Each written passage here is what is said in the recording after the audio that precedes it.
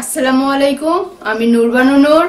সবাইকে আন্তরিক শুভেচ্ছা জানিয়ে শুরু করছি জেডএস টেলিভিশনের আজকের সংবাদ। জমকালো অনুষ্ঠানের মধ্য দিয়ে পথের দাবি সাহিত্য পত্রিকার শারদ সংখ্যা 1432 শব্দপোকা আত্মপ্রকাশ ও বর্ষসেরা বার্ষিক শিল্পী ও পাঠক সম্মাননা অনুষ্ঠান কলকাতার কৃষ্ণপদ ঘোষ মেমোরিয়াল হলে অনুষ্ঠিত হয়।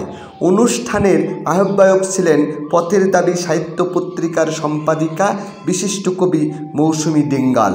অনুষ্ঠানে উপস্থিত ছিলেন ছড়াকার কবি প্রদীপ আচার্য, শিশু সাহিত্যিক কবি নির্মলকরণ মহাকার, পথের দাবি সাহিত্য পত্রিকার সভাপতি অভিজিৎ সিনহা, কবি অরিজিৎ ঘোষ, কবি সৌমেন চক্রবর্তী, কবি অলোক ঘোষ, কবি সঞ্চিতা কান্থান সহ শতাধিক কবি ও সাহিত্যিক। অনুষ্ঠানে বার্ষিক বর্ষসেরা শিল্পী ও পাঠক সম্মাননা দেওয়া হয়। আর বাঙালি কবি সাহিত্যিকদের কাছে এই শারদ সংখ্যা প্রকাশ। আজ পথের দাবি সাহিত্য পত্রিকা 1432-এর শারদ সংখ্যা প্রকাশ হলো কলকাতার কৃষ্ণপদ ঘোষ মেমোরিয়াল হলে।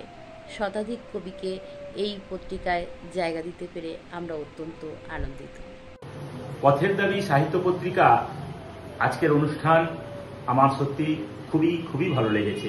পত্রিকার সম্পাদিকা সাহিত্যিক মৌসুমী ডিঙ্গাল রাজ্যের বিভিন্ন প্রান্ত থেকে নবীন প্রবীণ লেখক লেখিকাদের লেখাকে এই পত্রিকায় তিনি স্থান দিয়েছেন এবং আজকের অনুষ্ঠানে বহু প্রান্ত থেকে সেই কবি সাহিত্যিকরা উপস্থিত হয়েছেন। সাহিত্যের ধারাকে যেভাবে সম্পাদিকা এগিয়ে নিয়ে চলেছেন তাকে প্রশংসা না করে পারছি না। কৃষ্ণপদ মেমোরিয়াল হলে মৌসুমী ডিঙ্গাল সম্পাদিত পথের দাবি প্রকাশ অনুষ্ঠানে গিয়ে আমি অভিভূত। মৌসুমী একক প্রচেষ্টায় একটা প্রতিষ্ঠান বলতে গেলে গড়ে তুলেছে।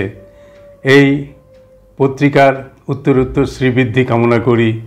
আপনারা মৌসুমীর পাশে থাকুন, এই আমার কামনা। News desk, ZS television.